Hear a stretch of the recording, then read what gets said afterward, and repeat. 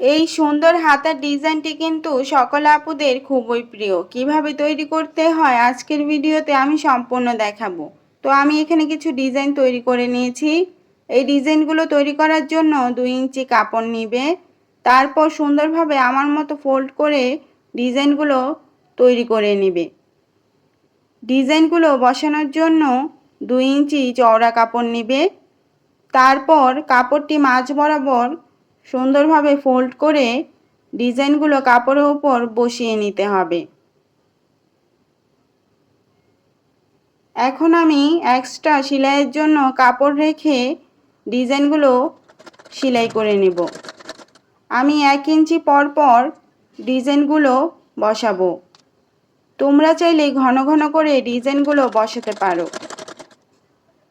অবশ্যই সুন্দরভাবে ডিজাইনগুলো বসিয়ে নিবে। তোমরা যদি আমার মতো এইভাবে ডিজাইনটি তৈরি করো তাহলে অবশ্যই সুন্দর হবে।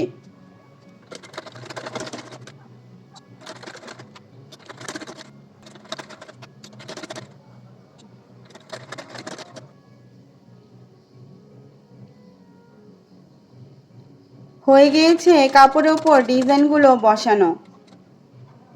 এখন আমি এই ডিজাইনটি সুন্দরভাবে হাতার কাপড়ের উপর বসিয়ে সুন্দরভাবে সেলাই করে নেব।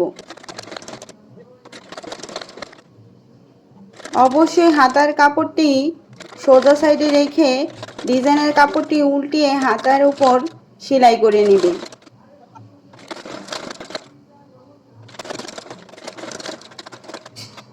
এখন আমি কালো কাপড়টি উল্টো পাশে ঘুরিয়ে সুন্দরভাবে সেলাই করে নেব।